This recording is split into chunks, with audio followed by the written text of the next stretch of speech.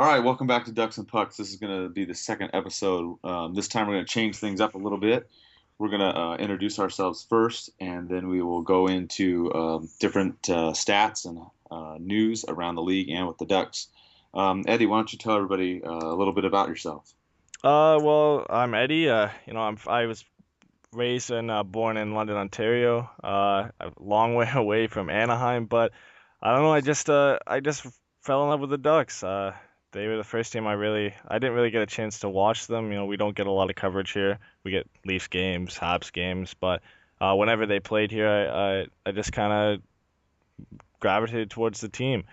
Um, I grew up watching the '03 Ducks mostly when I was actually old enough to watch hockey. My favorite player growing up was Korea, and I think the game everybody remembers is the '03 finals. That's probably the first game I actually remember watching. I was only about 9 at the time, I believe. So that's the game that sticks in my head for sure. Uh, Definitely when the Ducks won the cup too. That's another moment. We got a question from Thomas, one of the writers at Ducks and Pucks, and he asked where we were when the Ducks won the cup. I was at home. As much as I wish I was there, I was only about 14, I think, when they won it. So I was unfortunately here, but I was watching it on the big screen outside. So that was another moment that really sticks in my head. I finally got to go to a game this year, yeah, this year though. I went to go see the back-to-back games, the Ducks playing the Kings, and the Honda Center, and then the Stadium Series. So I thought that was probably the best time to come down. I was finally old enough to get down there, and what a better time to go down there than the first outdoor game in California history. So yeah, that's pretty much it. That's really why I like the Ducks. There's not much else about me other than that. Eddie, as everybody knows, my name's Mike, and born and raised in Anaheim. And basically, the reason why I got into the Ducks is really due to my mom. Back in '93 when the Ducks came about, uh, mom surprised my dad and I, bought us a mini plan. We went to the first game on October 8th, 1993, against the Red Wings. And after that, I was just hooked. I still watch other sports too, but, hockey's number one, and followed it ever since. I was there in the '03 finals when, like you had mentioned, the stuff that had happened with Korea.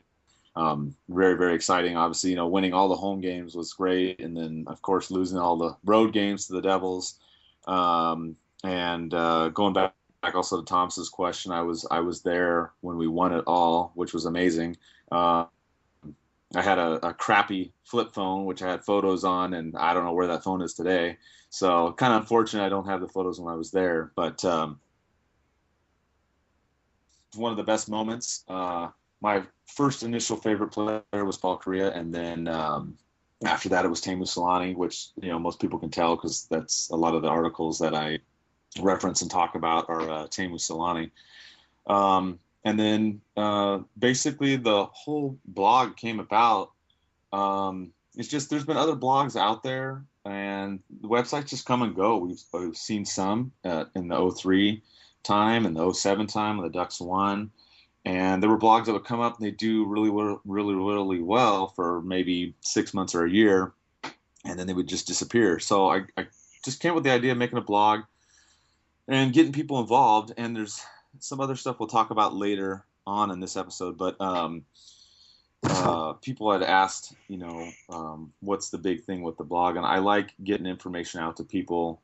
Sometimes I talk to people and they have misinformation about something, or sometimes they have good information about something.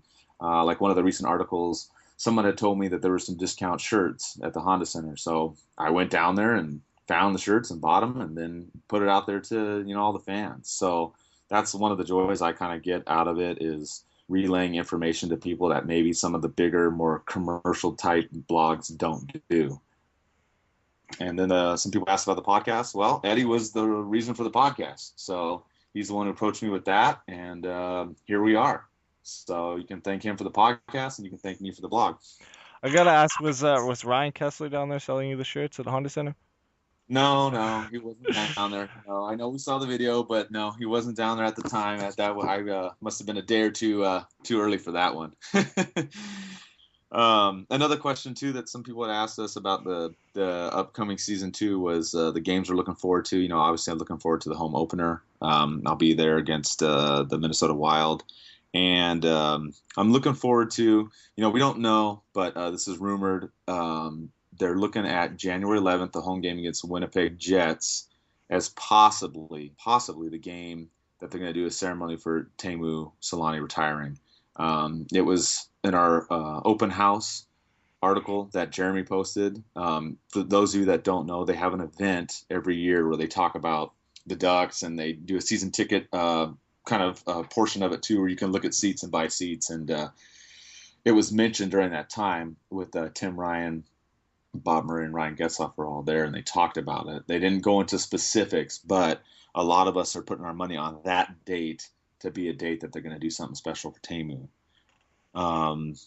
And moving on to the recent news for the Ducks, we saw that Trent Yanni became another assistant coach for the Ducks. He moved up from the Norfolk Admirals, where they had a good season last year. They had 40 wins. They made the playoffs. They won the first round, then lost the second round. And the assistant down there, Jared Scaldi, is now going to take over. What do you think as far as the movement with the coaches, Eddie? Uh, it's I don't know too much about Jared Scaldi, obviously, because I try and pay as much attention to the AHL as I can. I don't get much coverage here, but he was assistant coach last year for the Admirals. He's just moving up in the system. I think it's better than going out and grabbing a different guy. It's just for the minor team. I get when you're in the NHL, you want to go out and you grab a different coach from somewhere else. But when you're just promoting guys to the youth system, it's better to have a guy who's been there for the past few years. He knows the players. He just naturally steps into that coaching job. So I don't really think there would be anybody else that they probably thought of. He was probably number one on their list just because he's been in that system for, with Yanni, and he can easily step in there. I think he'll do well down there. I think Trent Yanni will do well at the Ducks. Some people have asked that question. They go, okay, you have Niedermeyer as assistant coach, you have Yanni. What's going to happen with Teemu? The open house event, like we talked about it before, they talked about him retiring. And there's been word out there, what's going on? What's he going to do?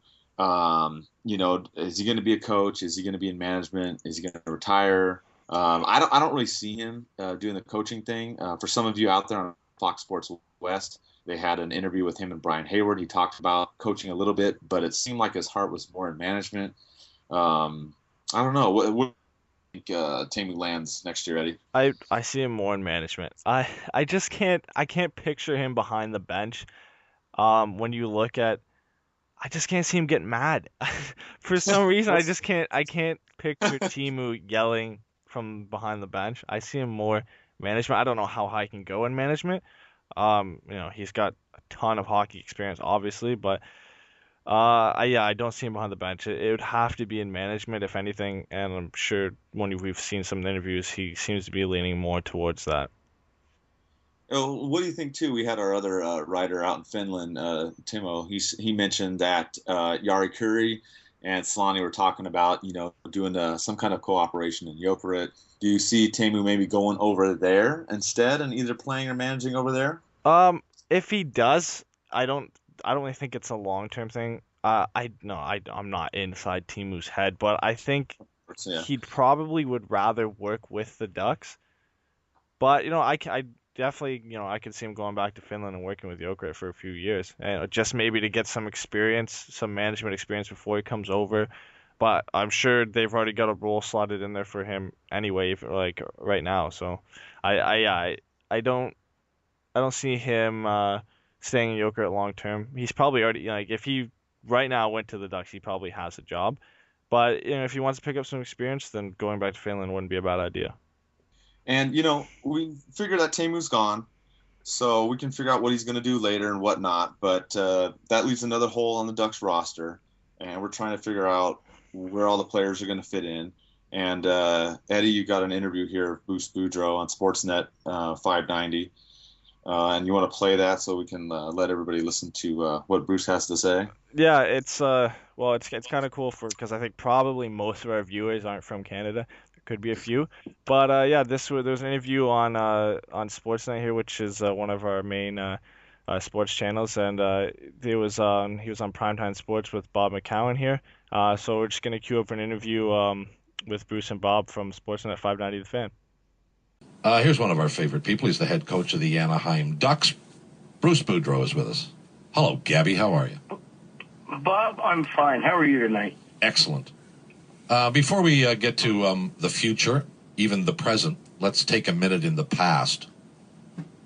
I haven't talked to you since the Los Angeles Kings won the Stanley Cup. Is that like the worst scenario possible for you?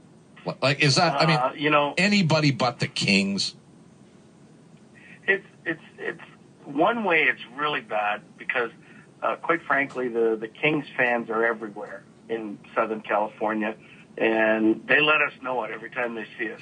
Right. So that's pretty irritating every time you see them. But on the other hand, you sit there and you go, okay, we lost in 7 games to the Stanley Cup champion. It's easy to go tell the players that we're really close and, not to lose their focus or whatever, and not, it's disappointing to lose, but we're that close, and just to keep going. You had a good season. You had a great regular season.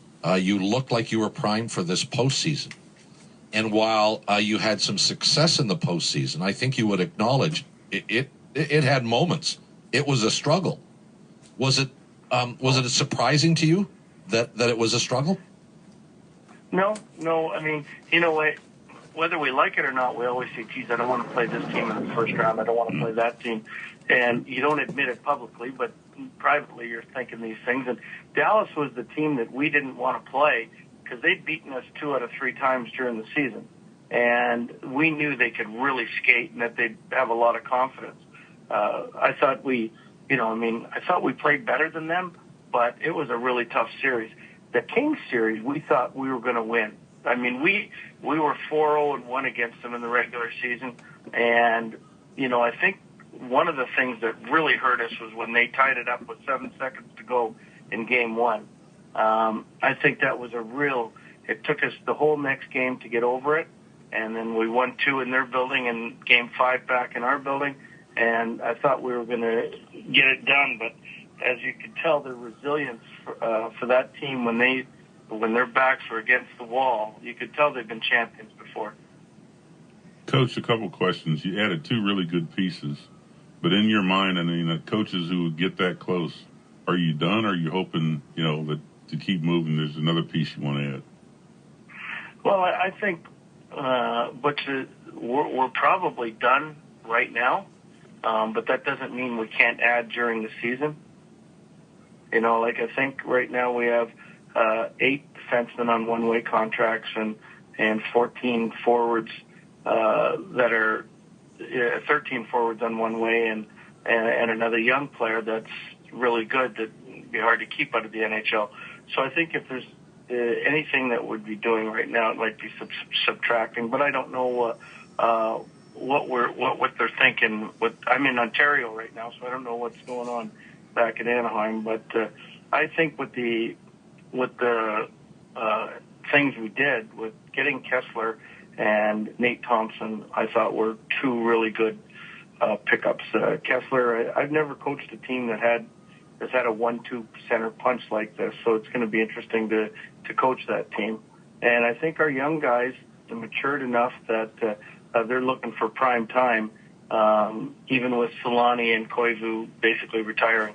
Yeah, but I thought the adding the 2 pieces was a great positive message to send to the team after what you'd gone through, especially winning the Pacific and getting back in the groove right in training camp. Absolutely. I mean, those were great pickups, and I think it made our team better. I mean, I'm sure we wouldn't have done it. Bob wouldn't have done it if he didn't think this was going to make our team a better team. I mean, we gave up some good pieces in Benino and Perreault, but I think we definitely made ourselves a bigger and stronger and better team more playoff ready than we were a year ago. I think everybody knows what you're getting in Kessler and can visualize his potential impact in the lineup. If you acquired Danny Heatley 8 years ago, I think we all would have gone, wow. What do you do with a 33-year-old Danny Heatley who has demonstrated signs that he can't be the guy that he once was and was for a considerable period of time offensively? How do you massage the best out of him? Well, I mean, I think one thing, I mean, for the first time in an awful lot of years, he's not making a lot of money by NHL standards. Right. And if he wants to continue playing, his motivation should be at an all-time high. Thinking of the idea that he might be starting playing with Getzlaf and Perry would make me want to be in the best shape of my life, because it could be the way to get another 5-year contract with a lot of money to end his career if he does what he's supposed to do. I think, on the other hand, that it was a very cheap gamble. You know, I mean, if it doesn't work out, I don't think it cost Bob a lot of money. But we think, I've talked to him a couple times now on the phone, and he's definitely sounds like he can't wait to play. I mean, I know all players talk like that, but I thought his playoffs was the best part of his year. And if that's the kind of guy we get, I think we're going to be fine with him. I mean, we had Dustin Penner last year. He did extremely well on that line. So I think Danny Heatley could do the same thing. Gabby, when you get a guy like Heatley, do you mentally slot him somewhere in your lineup? I mean, at this point in his career, based upon his stats last year in Minnesota, he looks to me like a third-line guy, maybe a fourth-line guy. Or do you think maybe you start him there and see what happens? Or am I reading you correctly that you might put him up front?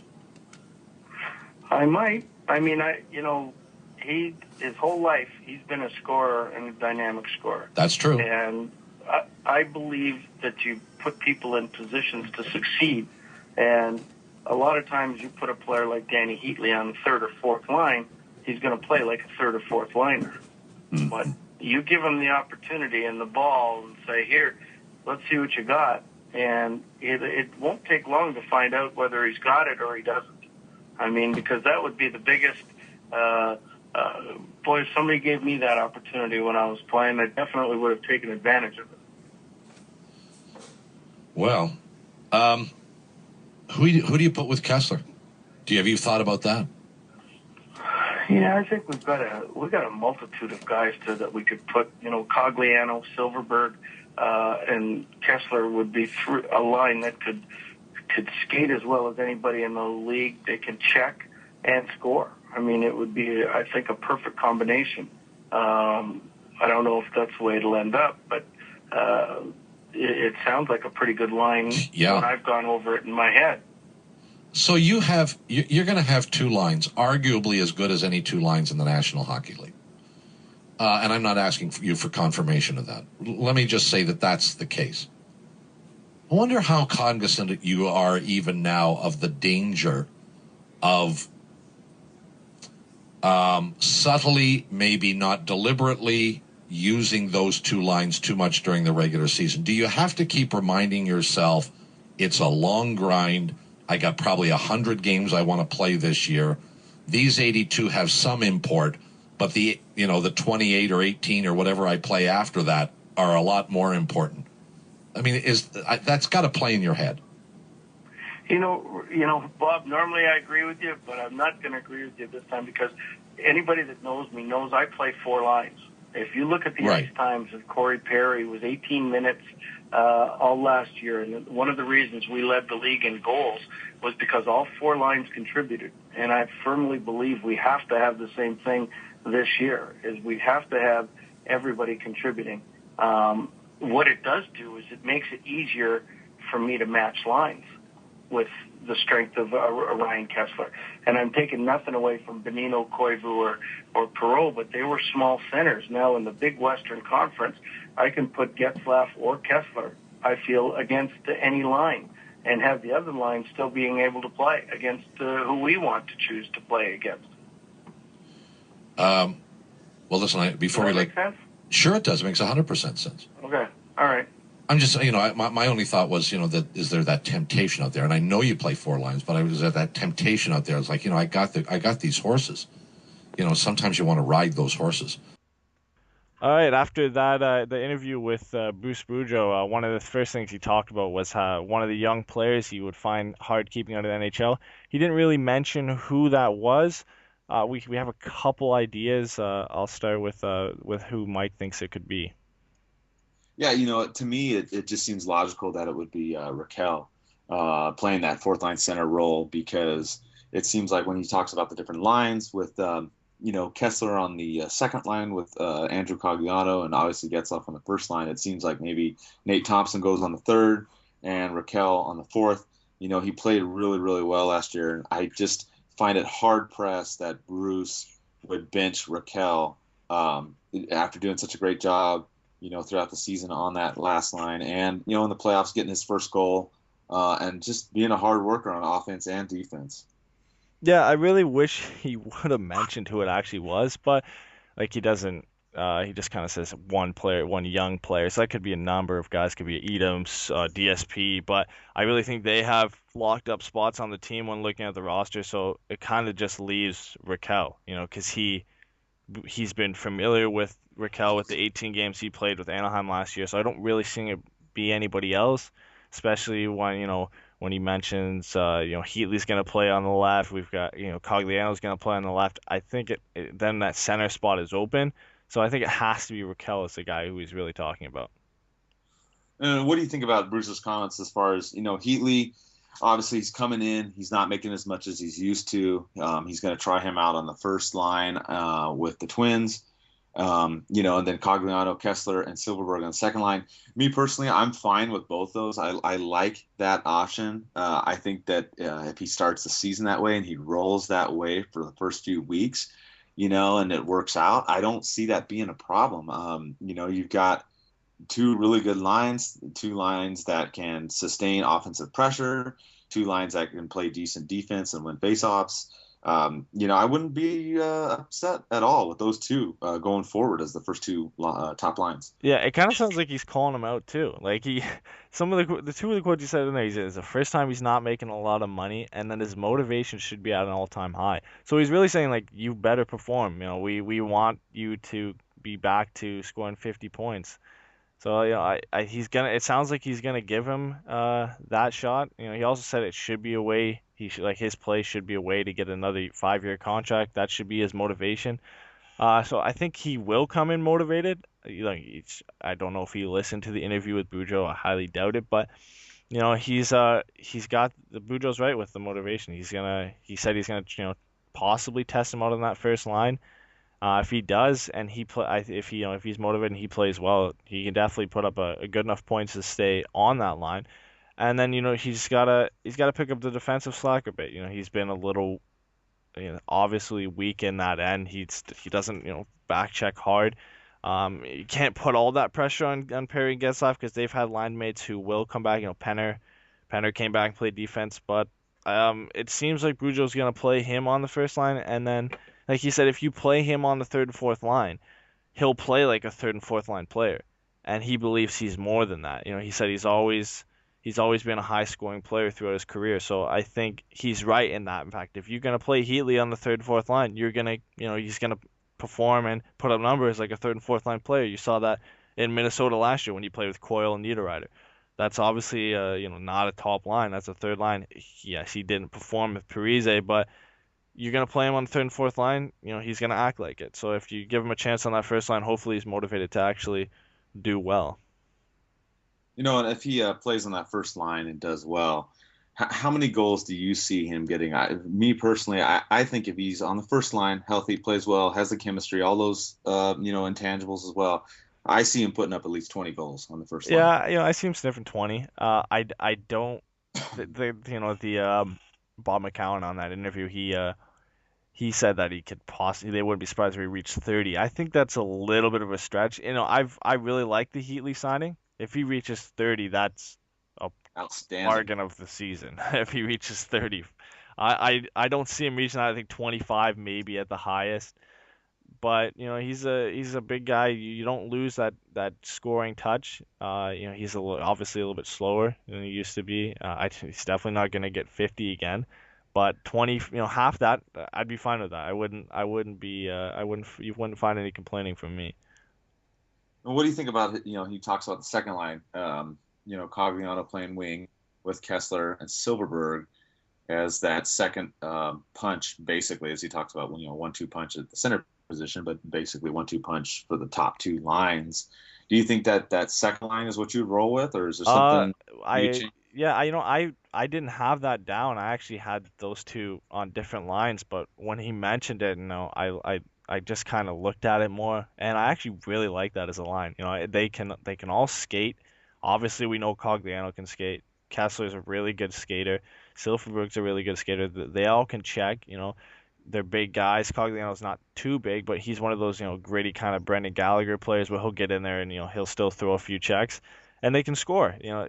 Silverberg has a great release. Kessler has a great shot too. Cogliano showed that he could score last year. So they bring three aspects to the game and they all have that on one line. So, and he said he would. That's the line he had in his head that he liked. It's not 100% on paper, but usually if the coach likes the line, you could be a safe bet to say that this line is going to be used at least once in the season. And I could see them doing well. It looks like a really, really good line to put out there on the second line. I agree. For me, the second line would be a good two-way line. You got people that can go down there and score, Cogliano, Silverberg, and Kessler, and then you've got them that can rush back and check. So to me, it's a good two-way line, especially right after the top line. Yeah, it's gonna be a line that is gonna tire a lot of teams really quickly because these guys can move really fast. Like you put this line against anybody, and they're gonna be quicker than it could be one of the quickest lines in the NHL easily. Yeah, the second line is definitely going to have a lot of speed. And talking about speed, we're going to look at some of the younger players on the team. And one of the rookies that I look to step up this year is Devontae Smith-Pelly. Last season, he played just 19 games in the regular season. He had 2 goals. But then in the playoffs, he stepped up. He had 12 games that he played in, majority with the Twins, and he had 5 goals to lead the team. So, I'm looking for him to step up and play. If Heatley doesn't work out in the first line, I could see DSP up there. If Heatley does work out on the first line, great. Obviously, we've already covered that, and I'm happy with that. But I could see him, playing majority of the season, at least 60, 70 games and putting up 20 goals in the season. I mean, he's kind of the rookie that I'm looking to this season to really make an impact. Yeah, we don't have there is a lot of young guys jumping up, but it's not like it's a ton. We have Devontae Smith-Pelly, Emerson Edom, Ricard Raquel. I believe that's it. And, correct me if I'm wrong, but I believe those are the only 3 guys jumping up, aren't there? Yeah, those are the primarily the 3 main guys that we have. I mean, as far as on the offense, those are the big. Yeah, like the defense is set. Edom, I mean, Lindholm and Vatanen had their rookie seasons last year. Exactly. Yeah, so it's and I guess Edom is having his first full season with the team, but I don't think he can be considered a rookie anymore. He's played 29 games last year. I believe he's played more before this. I guess it's his first full season. Devontae Smith-Pelly and Emerson Edom might not be able to be considered rookies, but with the team, we're gonna label them as rookies. So, but yeah, Edom he played 10 more games than Smith-Pelly last year. He had 29 games and 11 points, and he only played 4 in the playoffs before he went back down to Norfolk.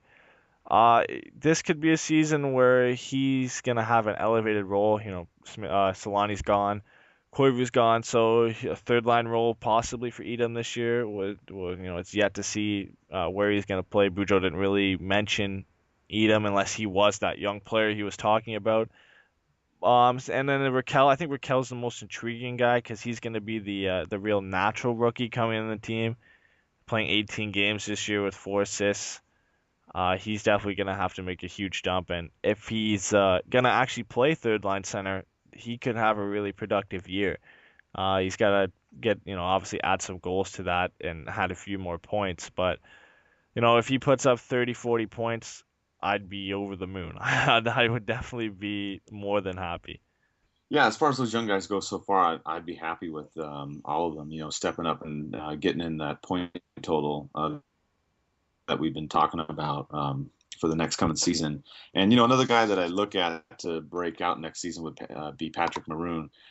He played on the top line with the Twins last year. He played on other lines as well. But he had a pretty good stretch for 62 games. He had 11 goals and 18 assists. And I could see him coming in next year with Selanne gone and filling that spot, at the left wing position and coming out with at least 20 goals. Definitely. Yeah, and he had about 40 more penalty minutes than everybody else too. So, he's going to be that big body guy again. And 29 points for a player like that is definitely productive. And if he puts that up again, and that was only in 62 games. So, if this is the evidence of how Bruce Boudreau likes to roll his lines. So, he could, if he comes out and has a breakout season, that'd be perfect. And I think, Vatanen, he had a great season last year, only played 48 games. He could come out and have a breakout season. You could argue that last season was a breakout season for Lindholm, putting up 30 points in 78 games. He could come out and have an even better season. Cam Fowler as well, if he comes out and has a really consistent season. Kessler, any number of guys could come out and have a breakout season this year. And but yeah, like you said, I think Patrick Maroon is the most intriguing one because he seems to be working on his scoring and crashing the net, which we like to do. And when he played on the first line, it's going to be interesting to see how he does not playing on that first line and see if he can keep up the point total. But yeah, it'll be interesting to see. And as far as players having comeback years too, I would say currently on the Ducks, I'd kind of look at Silverberg maybe as a comeback season. He came out and he started out really well, scored several goals early on, injured his wrist again, and he ended up playing 52 games, 10 goals, 13 assists, not bad numbers, but I think a lot of us expected a lot more in that first couple of weeks. So I think if he stays healthy, he's definitely a player that also could drop 20 goals, maybe 40, 50 points next year too. Yeah, especially playing with Ryan Kessler. If that line comes to fruition under what Bruce Boudreau said, that could be a really lethal line, and Silverberg could be the ultimate benefactor from that pairing being together. Oh yeah, that line of those three could really, really take off, especially after the top line going out there. Another comeback season is obvious when we talk about this is Heatley. He wasn't with the Ducks last year; he's with the Wild. He only had the 12 goals that everybody likes to point out, but he had 20-goal seasons a couple years before, 30-goal seasons before that. And I would look at him too, another person to really step it up. If he gets on the first line and plays well, I think he can take off too. Yeah, he's probably the number one candidate for comebacks. He just gets looked on so negatively for one bad season. We know players who will go a couple seasons having really bad seasons, and within their own fan bases they won't be looked bad upon. But Heatley just gets this overall hate towards him. We get it. He's not a physical player. He's not going to go back and backcheck. He's not a great puck possession player, but when you've consistently scored over 50 points in your career and then you don't do it for one season and you're just completely hated on by a lot of people out there, he's the number one candidate for a comeback season, and he's got all the motivation to do it for sure. Yeah, I think this season's going to be an exciting one for the Ducks fans. I mean, just with all the young players that with their rookie year or second year, however you want to categorize it, Heatley coming in, Kessler coming in, it's really going to be some exciting times, I think, this season coming up. Yeah, it's it's a nerve-wracking season in a way because we don't know really what's going on in net either with Anderson and Gibson. When we're talking about rookies, with Anderson having is he gonna have, if he's gonna come back and have the same kind of season he had, Is Gibson going to get the start? And is he going to break out and have a 30-win season? It depends really who starts, and it's one of those seasons where we haven't really seen where it's kind of uncertain. There's a lot of pressure. Like the Ducks have been put in is going to be really good, but then you got those questions in that for especially, and then there's always the questions we've had on D. So it's going to be a really interesting season to watch. Kind of nerve-wracking in the beginning, I would put it for most fans, but it'll be interesting to watch.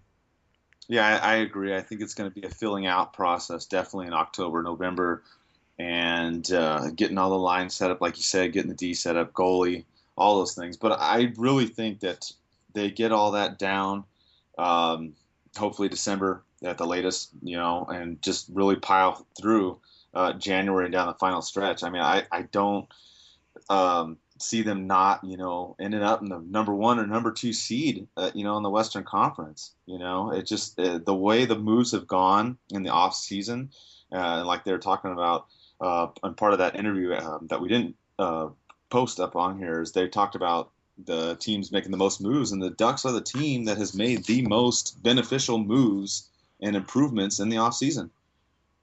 Yeah, yeah, and maybe next to Dallas being that the other team that's made the most moves, but they haven't caught up to Anaheim in overall skill of the team.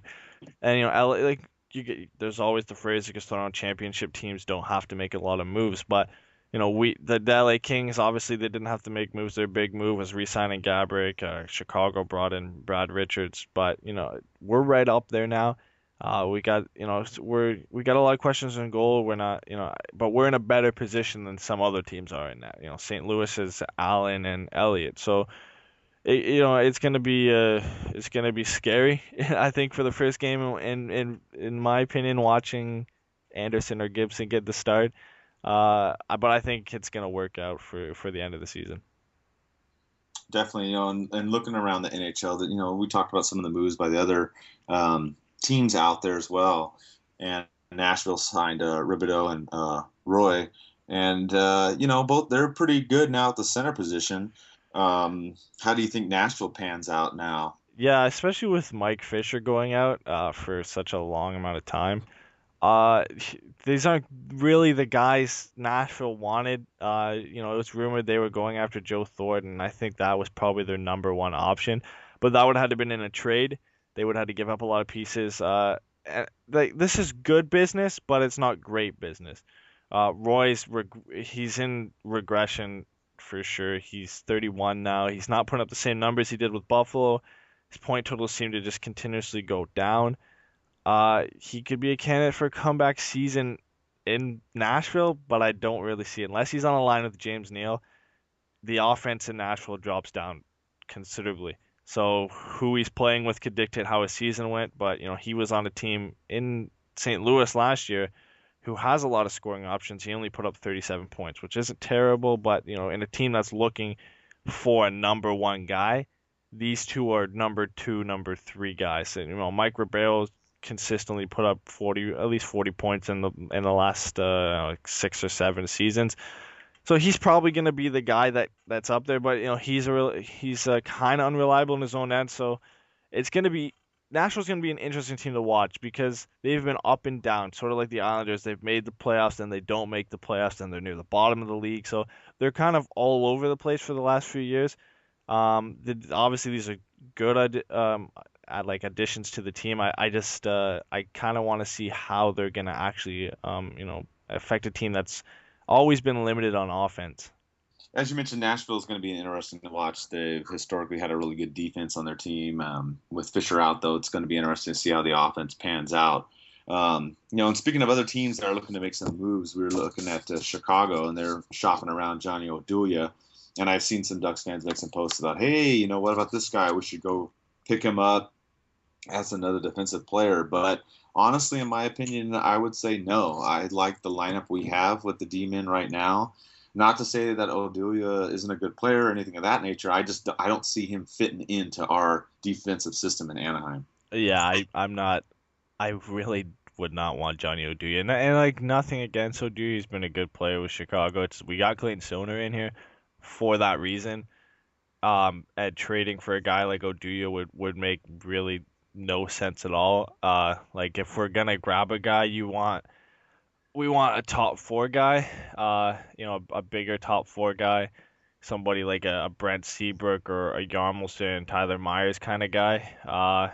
And I don't really see those guys being available and at a price where I think it would be worth it. We have a good enough defensive core right now that we should at least give a shot at working together with the addition of Clayton Stoner. So yeah, nothing against Oduya. I really wouldn't want to see him added to the team. And you and I agree on that one. And another player that Ducks fans have talked about too was Evander Kane out of Winnipeg. He's been shopped around too. And done well. Last season he had 41 points.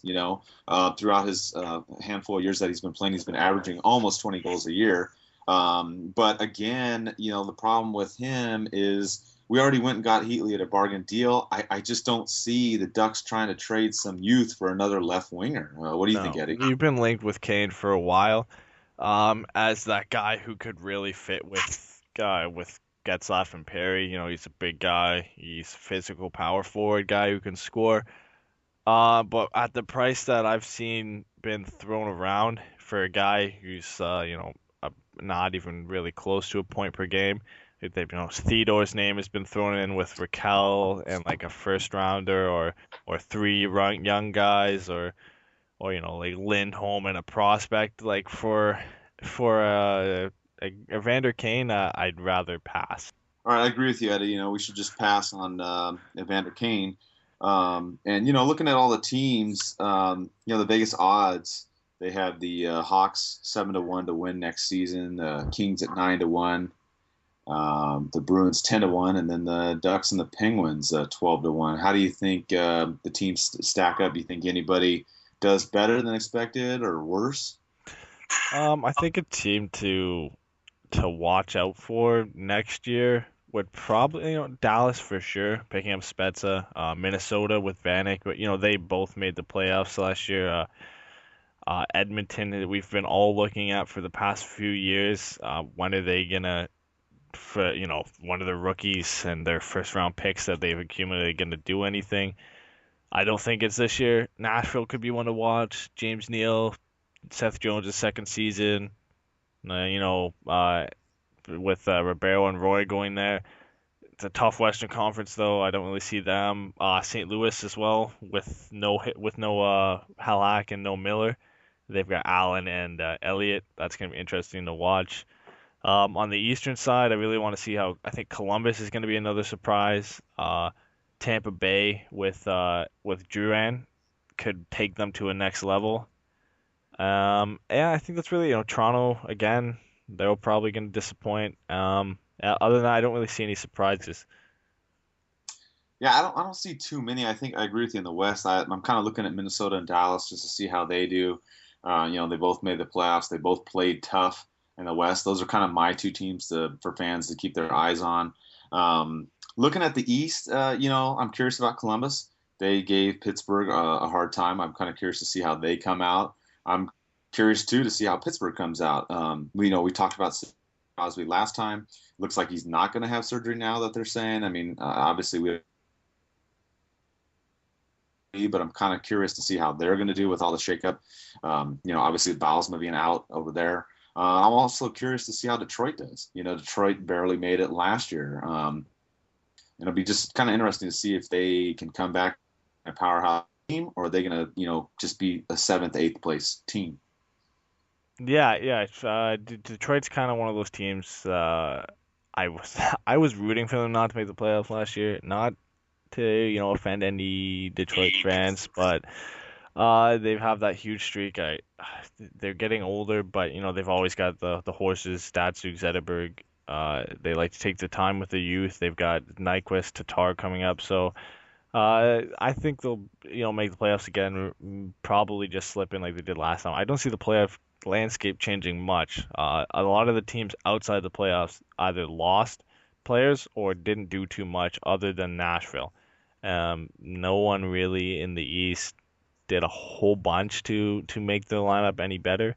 So yeah, the playoff landscape could really be exactly the same next year. Yeah, I don't disagree with you there. I think it's going to be similar.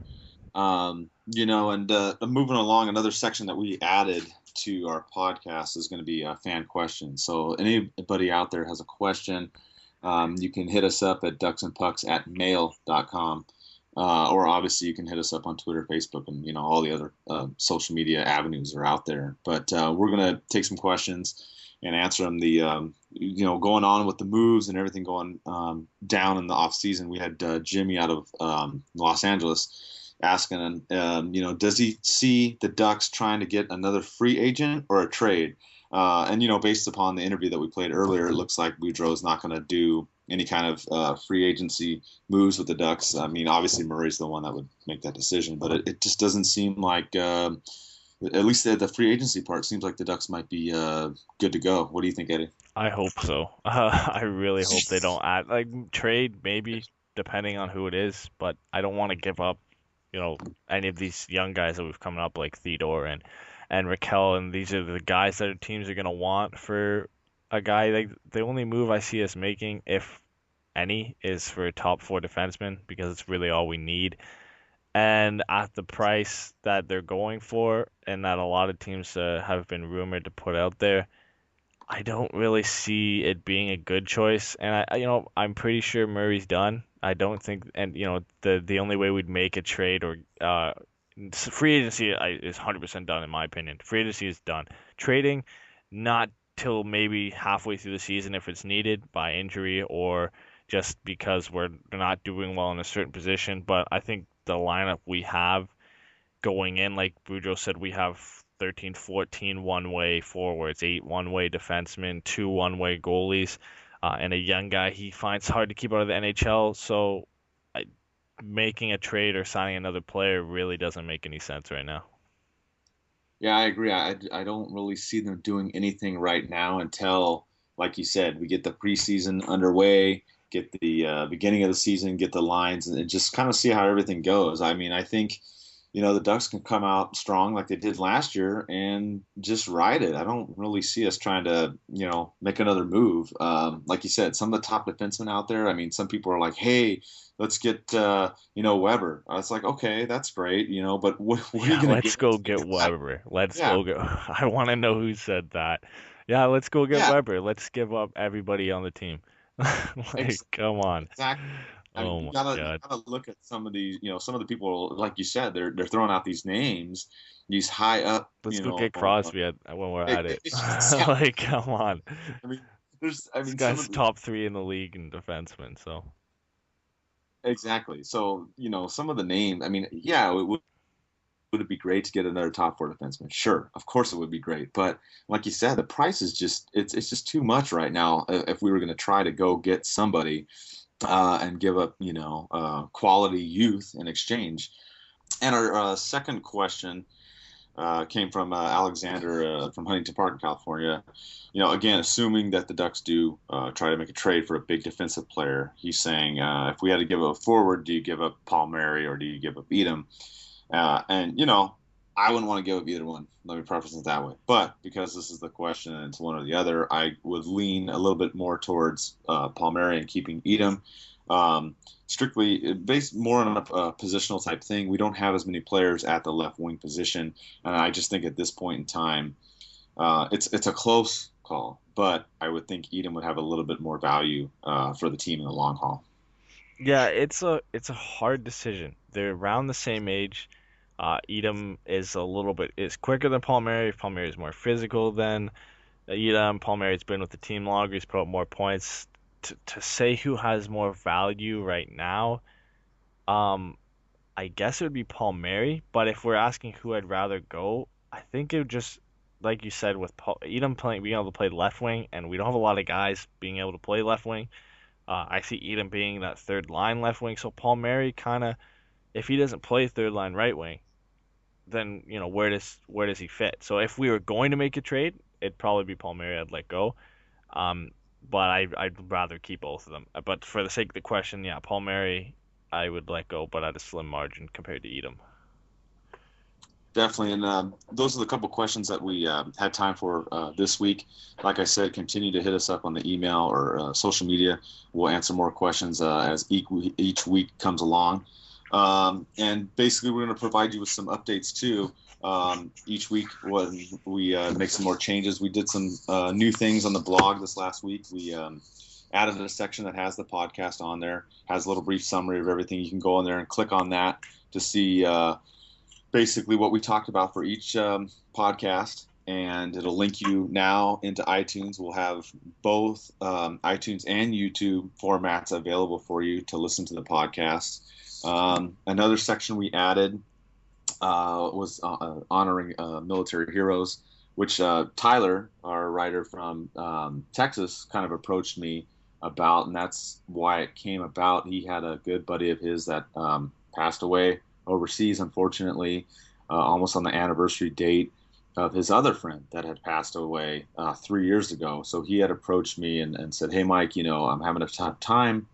I would like to write about it." And I said, "Sure, fine. If it's going to help you ease your pain, whatever you need to do to help you. Some people it is in writing." So decided to make that section, and I thought it was appropriate. Because of the Duck home games, they honor military personnel every game. Most of the time, the third period. I know in the playoffs, there's sometimes the second period, but it's definitely something that we need to do because we wouldn't be able to even talk right now about the sport or play the sports that we enjoy. It's not just to say U.S. military, but that's military everywhere. Yeah, and another section we did was the opinion in the fan poll section. We saw some other people out there talking about players and comparing players. So Eddie had the first one with the Twins, versus the Taves and Kane matchup with Chicago. Yeah, we're gonna start doing. I think probably not weekly. I don't. It depends on how many we get in, but we're gonna start doing head-to-head kind of comparisons to kind of ease the transition from off season to the start of the season. The first one was obviously the one I did was Getzlaf and Perry, and Taves and Kane. We've got another one coming up with Lindholm and Carlson, kind of making a comparison, not so much a head-to-head.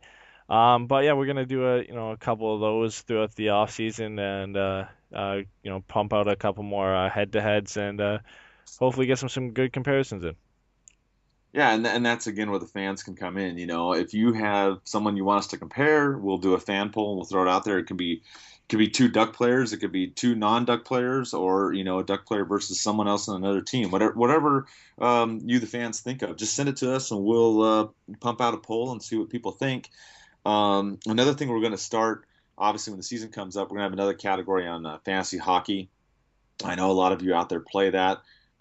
So Tyler is the one that kind of came up with that idea, and he's going to head that up and basically give you stats and news and injuries and all that good stuff so that you can keep up on your fantasy hockey leagues as well as the real deal.